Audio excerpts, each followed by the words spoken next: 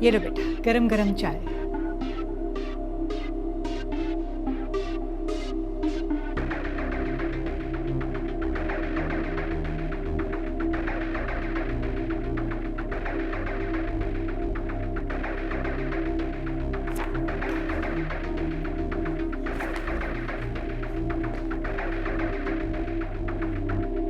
अमार बेटा।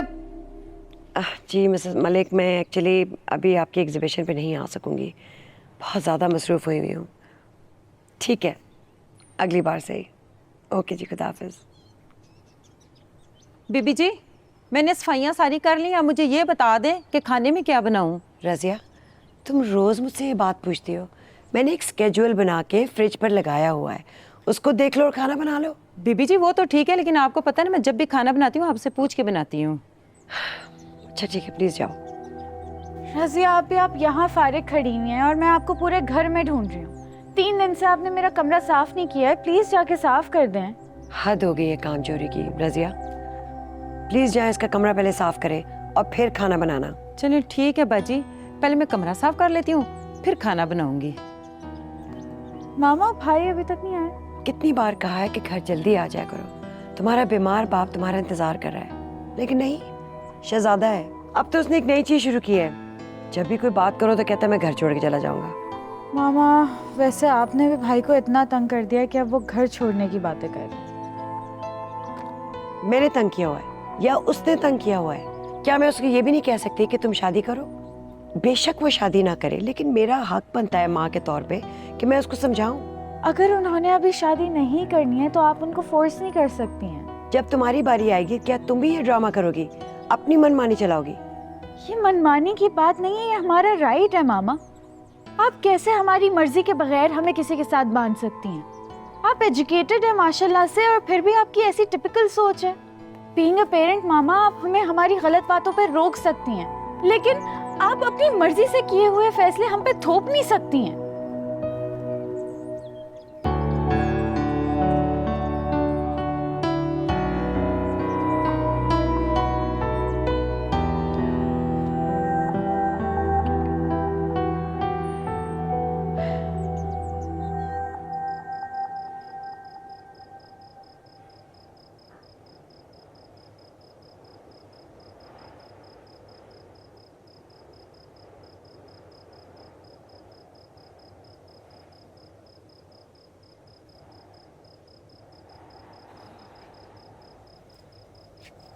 नताशा बेटा, तुम यहाँ अकेली क्या कर रही हो?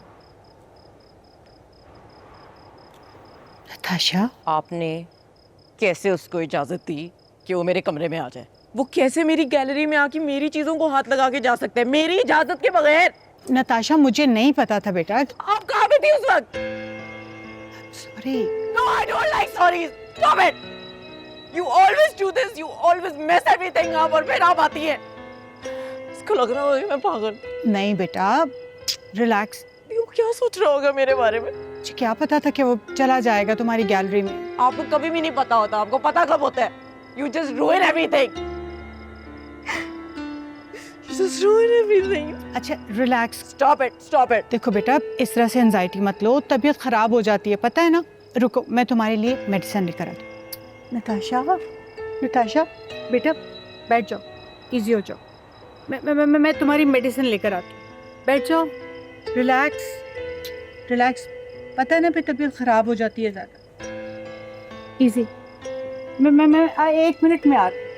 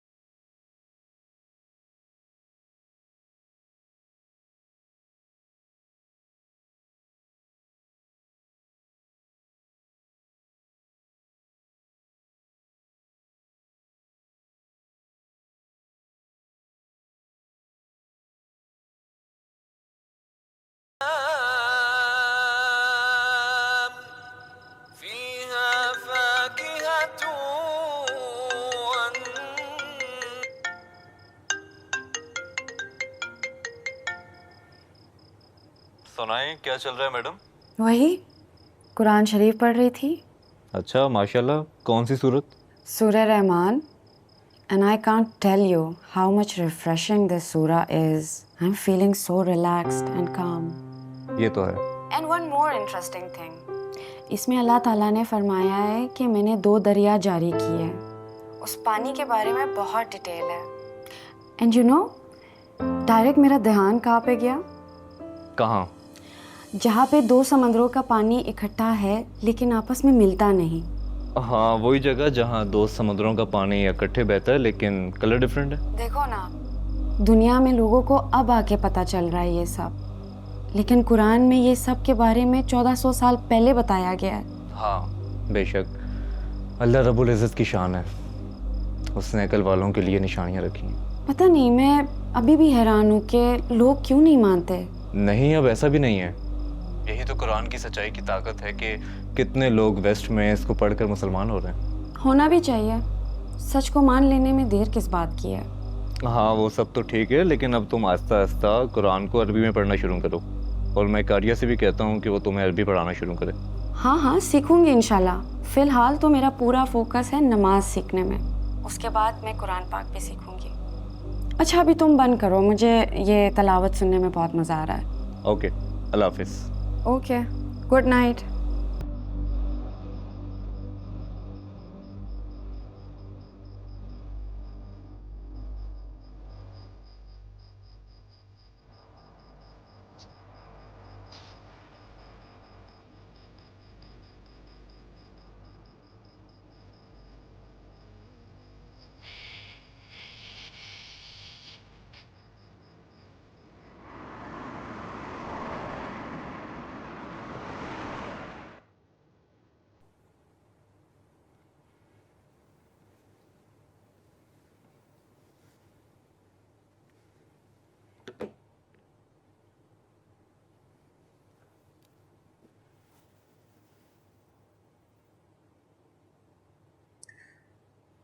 ये क्या हरकत है नताशा? बुरा लगा तुम्हें? उस दिन तुम आए, से मिले बगैर चले गए, तुम्हें क्या लगता है मुझे बुरा नहीं लगा?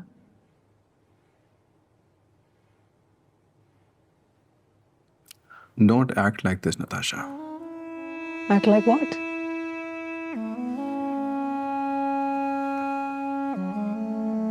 तुम्हें अच्छी तरह से पता है मैं क्या बात कर रहा हूँ। नहीं, क्या किया मैंने? तुम्हें नहीं पता कि तुमने क्या किया? कुछ किया हो तो बताओ ना, क्या किया मैंने? तुम्हें नहीं पता तुमने क्या किया? नहीं। अच्छा, अपनी गैलरी में मेरी पिक्चर्स क्यों खराब की तुमने? कौन सी पेंटिंग? तुम्हें नहीं पता नताशा? ओह, वो वाली पेंटिंग। तुम्हें अब क्या ही पता होगा, इट्स एन आर्ट फॉर्म। कौन सा आर्ट फॉर्म है? मुझे भी तो बताओ। अब तुम अगर कभी टाइम निकालो अपने बिजी वर्क स्केड्यूल से, तो तुम्हें पता हो ना कि कौन कौन सी आर्ट फॉर्म्स होती हैं।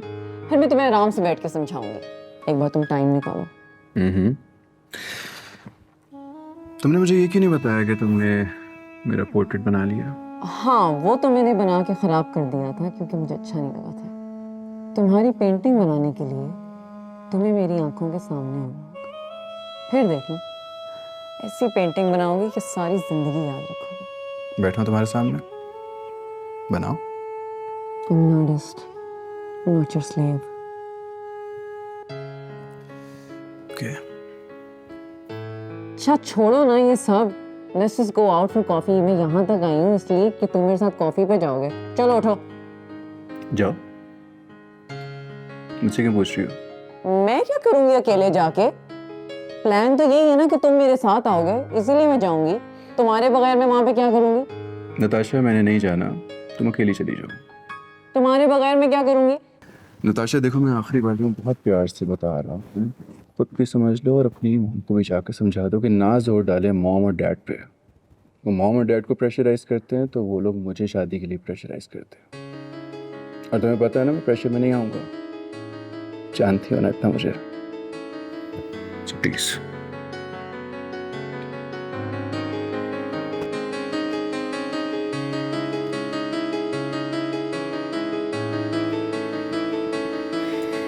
स्टॉप इट नताशा, हद होती है।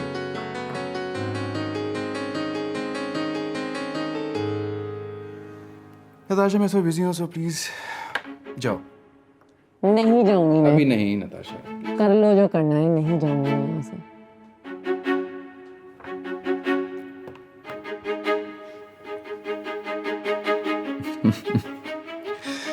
ओके नताशा, मेरी एक इम्पोर्टेंट मीटिंग है, so I have to leave. And just by the way, you can have tea और coffee whatever you like.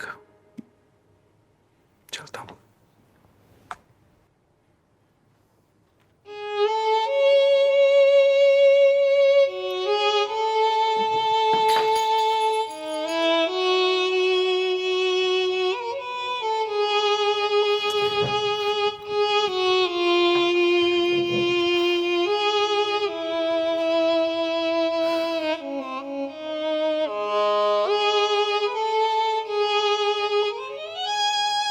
Natasha, ये जो शादी की बातें होती हैं ना, ये डिसीजंस जो है फोर्सफुली नहीं लिए जाते। तुम तो एजुकेटेड हो, तुम्हें तो ये बात समझनी चाहिए।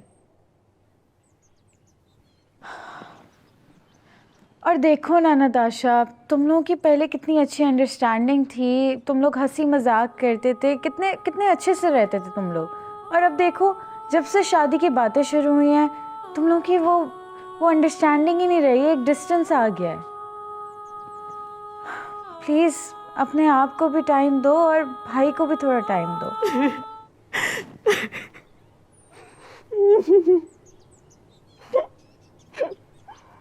क्या वो क्या तुम्हें नताशा? जानी, कम ऑन नताशा, बेटा तुम्हें कितनी दफ़ा कहा है मैंने, मैं तुम्हारी आंखों में आंसू नहीं देख सकती, फिर क्यों ऐसे करती हो? क्यों तुम मुझे टॉर्चर करती हो बेटा?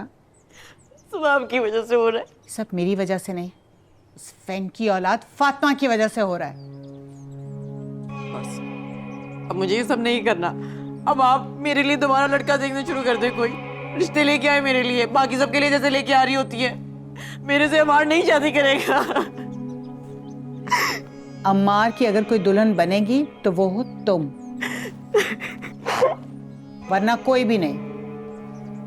तुम देखना कैसे मैं उनसे इंतकाम लेती हूँ, कैसे उनकी खुशियां गमों में बदलती हैं बेटा। क्या चल रहा है आपके दिमाग में? बस चुपचाप देखती जाओ।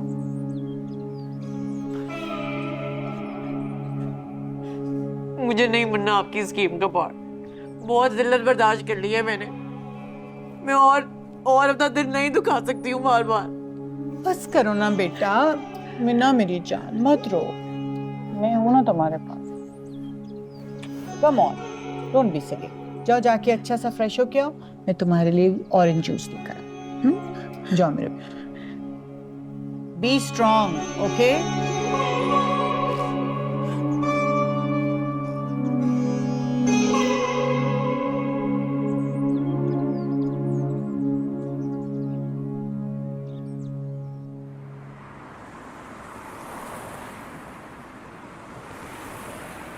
साइमा, अमार बहुत समझदार और पढ़ा लिखा पॉजिटिव थिंकर है। उस तरह की छोटी छोटी बातों पे तवज्जो नहीं देता। तुम बिला वजह परेशान हो रही हो। तुम्हारे इसी पॉजिटिव थिंकर लड़के ने ये बात खुद नताशा से कही है। नहीं नहीं, नताशा को ज़रूर कोई गलत फहमी हुई होगी। मैं इसके बारे में आज उससे पता करती हूँ। वो आएगा ना, मैं खुद पूछ लूँगी। सीमी, अगर कुछ पूछना ही है ना तो उससे कोई काम की बात पूछो। उससे पूछो कि शादी का क्या प्लान है, ताकि उसी हिसाब से हम शादी की तैयारियां करें। I mean just put an end to the story. तुम सही कह रही हो।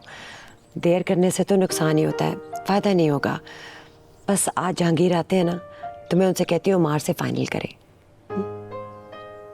अच्छा फ्रूट तो लो। तुम बहुत मुझे पुल डाउन लग रही हो। मुझे लगता है तुम अपना बिल्कुल ख्याल नहीं रख रही। खैर, एक सिंगल पेरेंट की स्ट्राइफ और इकलौती औलाद का गम तुम नहीं समझ सकते। Forget it. ऐसे नहीं कहो, टेंशन नहीं लो, मैं सब संभाल लूंगी। अमरूद खाओगी? चलो मैं काट के देती हूँ।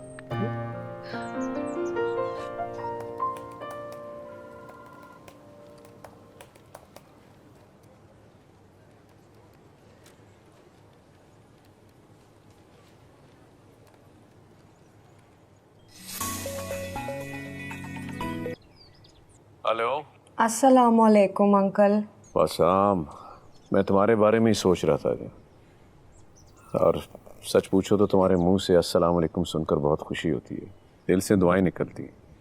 मैं तुम्हें ही याद कर रहा था। कैसी है मेरी बेटी? आपको मैं मिस कर रही हूँ। आप एक दिन ऑफिस आते और अगले 2 दिन आप नहीं आते ऑफिस। क्या बताऊं बेटा, घर में बहुत से मसाइल जो इन लोगों ने फैलाए हुए हैं, बस उन पे काबू पा लूंगा जल्दी। आप प्लीज़ अगेन अपने आप को ऐसे किसी काम में ना फंसाए कि फिर आपकी तबीयत कोई ख़राब हो जाए।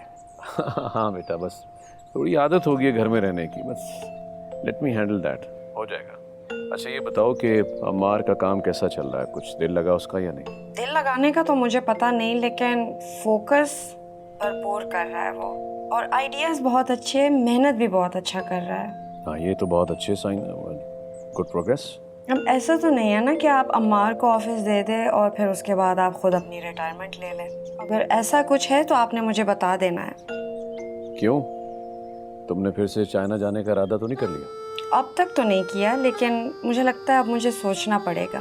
जाहिर है मैं यहाँ पे रुकी हुई थी बिकॉज आपको मेरी ज़रूरत थी। ज़रूर तो बेटा तुम्हारी हमेशा से रही थी। माना कि फैंक से रिश्ता मेरा खूनी नहीं था, लेकिन एक रूहानी ताल्लुक था, वो हमेशा रहेगा। अच्छा चलो मैं प्लान करता हूँ इसी वीक से कि मैं चक्कर लगा लिया करूँ, वरना यूं घर पड़ा रहा तो बीमार हो जाऊँगा। ओके अंकल, मैं अभी फ़ोन रखती हूँ, तो I will visit you on Sunday. इंशाल्लाह बेटा, you take care. Okay uncle, अल्लाह हाफिज़।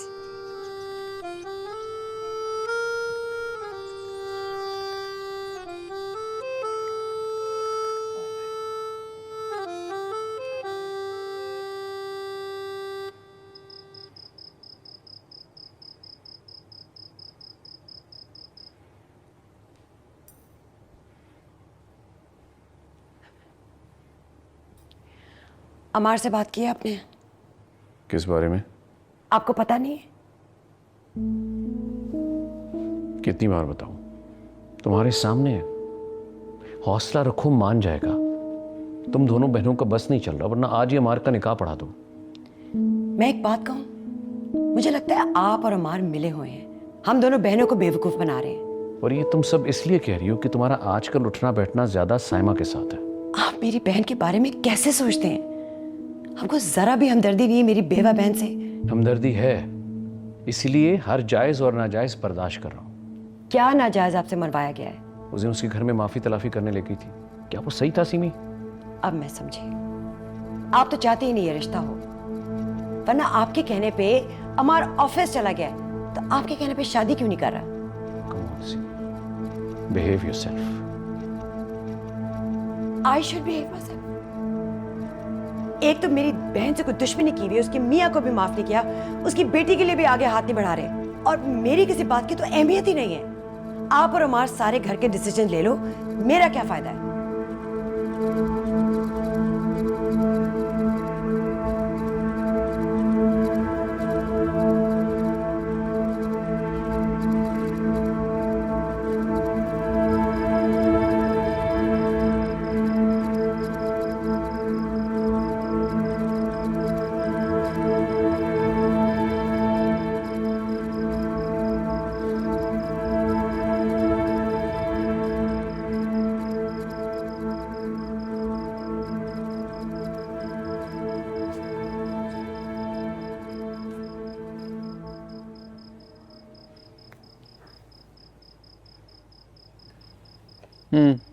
क्या है? अपसेट हो? नहीं तो झूठे, मैं शक्ल से साफ पता चल रहा है तुम अपसेट हो।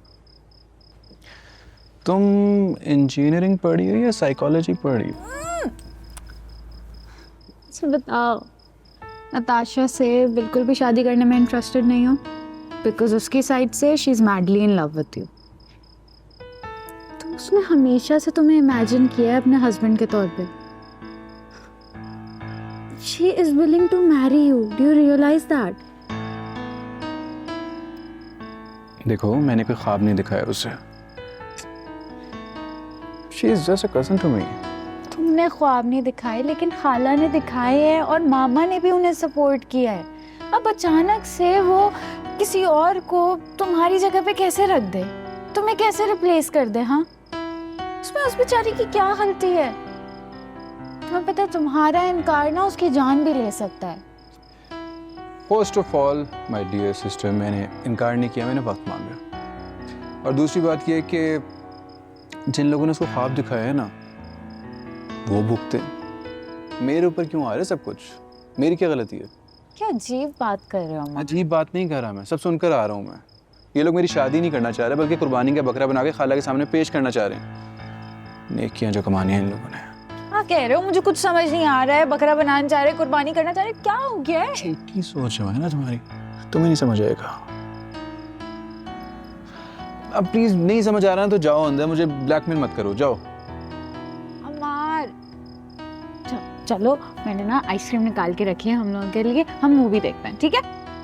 मुझे ना मूवी नहीं देखनी, जाओ। प्लीज चलो ना, तुम्हारा मूड भी ठीक हो जाएगा। आ जाओ, चलो। अच्छा मैं आ रहा हूँ, आ जाता हूँ, जाओ।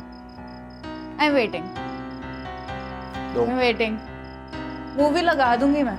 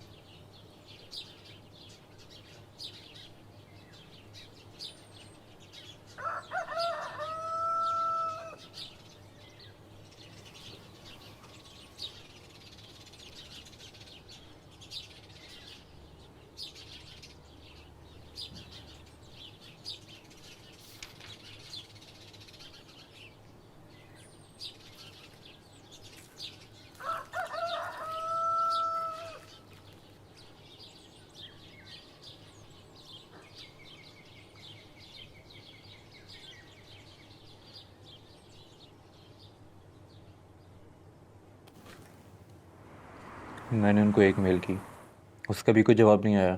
फिर दूसरी मेल की, ओके। उसका भी नहीं आया जवाब। फिर मैंने उनको टॉप अर्जेंट करके सेंड किया, देन फिर भी नहीं आया। कैसे लोग हैं? एग्जैक्टली। ओ, मेरी असर की नमाज की टाइम हो गई है, मैं जा रही हूँ। अब भी अजान भी नहीं हुई है। राहिल, मैं क्या करूँ?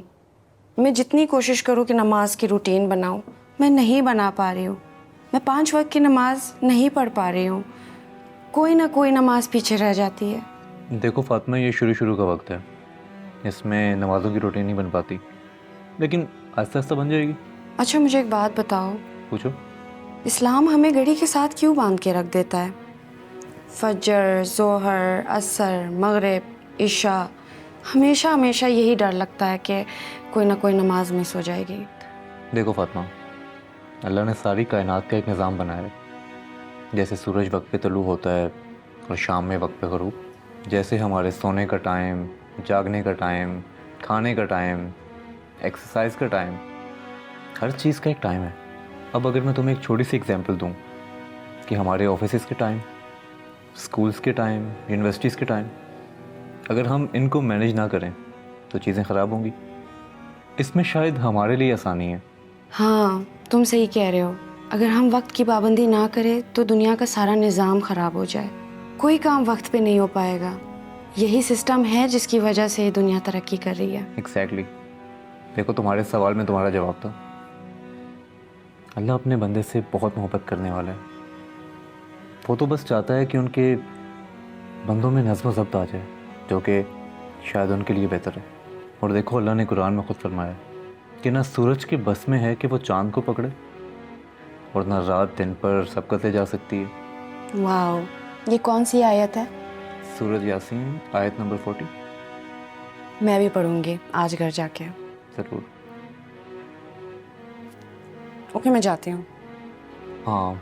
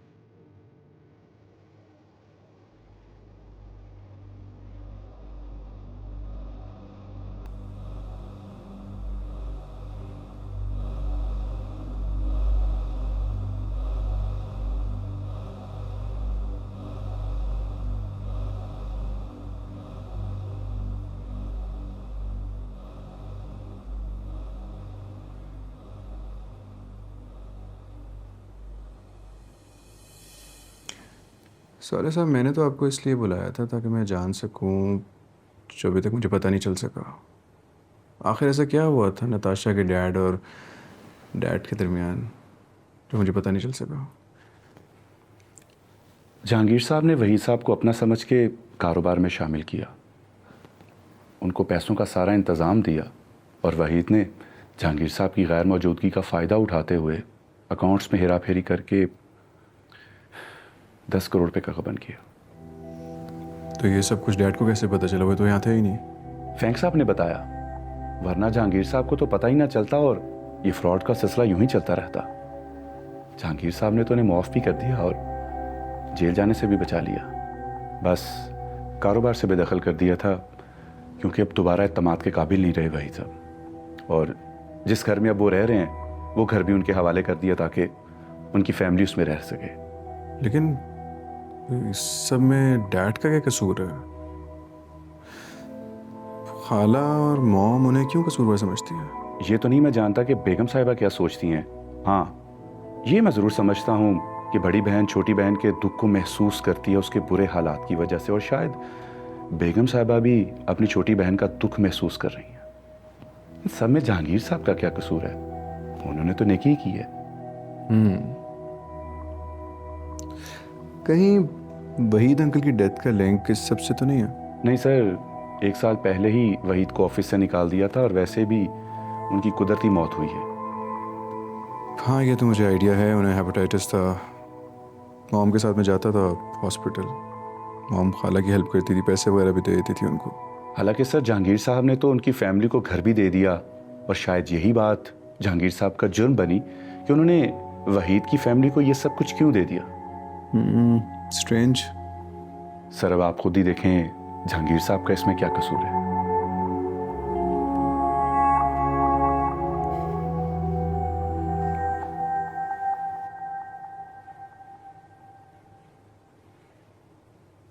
Hello, how are you? अस्सलाम वालेकुम। वाह, वालेकुम अस्सलाम। कैसी हैं आप? मैं ठीक। तो बताओ, कहाँ गायब हो? क्या चल रहा है? इतनी मेहनत और वो भी किसी और के विजन के लिए। तो क्या बना तुम्हारा और नताशा का मामला? किधर तक पहुंचा? She is still upset. तो फिर तुम कोई फैसला कर क्यों नहीं लेते? At least take a decision and move on. कैसे फैसला लूँ? हर एक को जा जा के समझाऊँ कि अभी मुझे शादी नहीं करनी, अभी मैंने करियर सेट करना है अपना। तो फिर हाँ या ना कुछ तो कहना पड़ेगा ना। आई टोल्ड यू ना, I am not interested in her. Cousin है मेरी, दोस्त ज़रूर है, लेकिन इस तरह की फीलिंग्स नहीं है। अगर तुम लोगों की फैमिली ने ये सेटअप ऐसे बना ही लिया है तो उसमें नताशा का क्या कसूर है? ऑब्वियसली उसकी भी गलती नहीं है, but I am just taking my time. Okay, wish you all the best.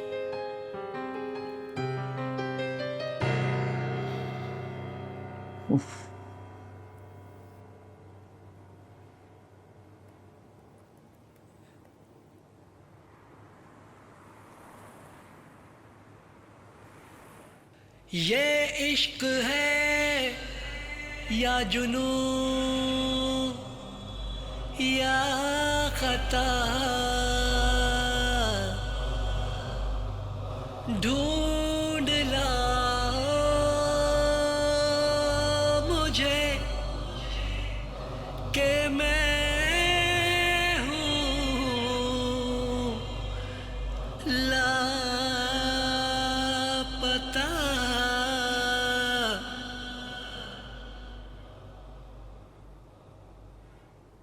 मुझे ना यार तेरी हालत पे अफसोस होता है।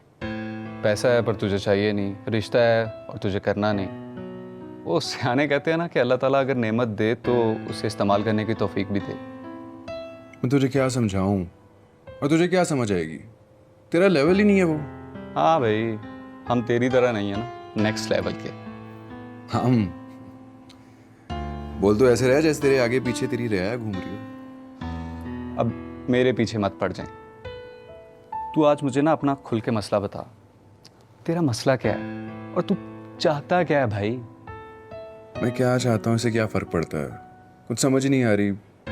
डैड का बिजनेस, इतना प्रेशर, ऊपर से नताशा, उसकी मुझे समझ नहीं आती, पता नहीं वो क्या चाहती है।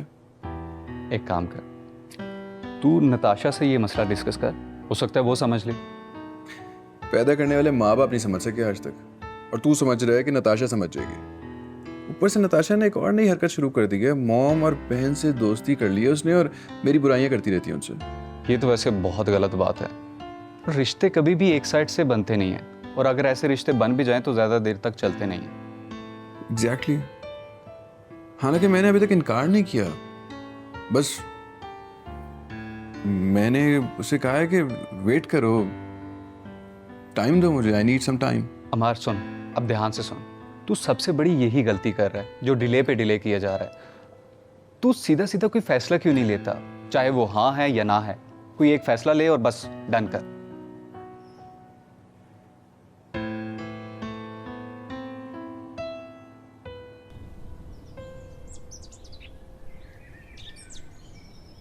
कहाँ थी आप इतने दिनों से? इतने दिनों बाद आई है जिया। मैं आपसे I'm sorry फातिमा, मैं आपसे बहुत नाराज हूँ। इट्स ओके, होता है, शुरू शुरू में वक्त लगता है चीज़ों को सीखने में।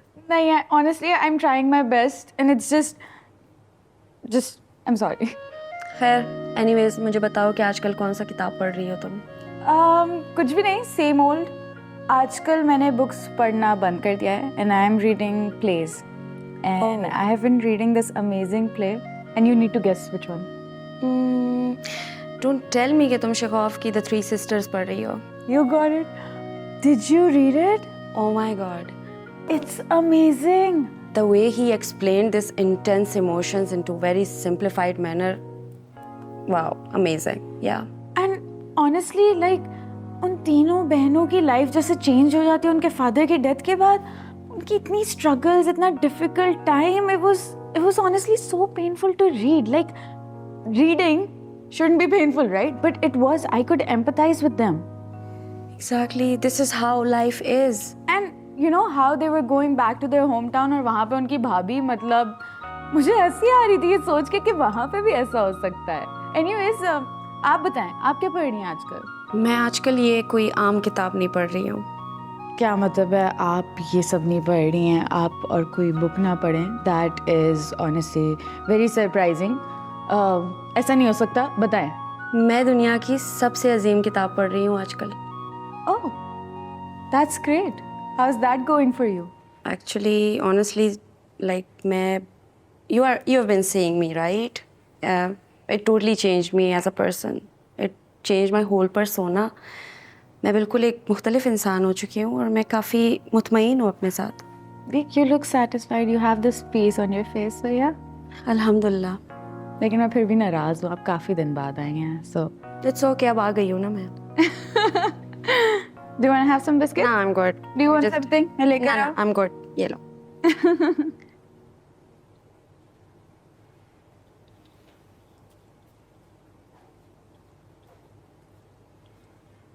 आंखें काफी डार्क लग रही है। हाँ? मैं तुम्हारी आंखों की बात कर रहा हूँ।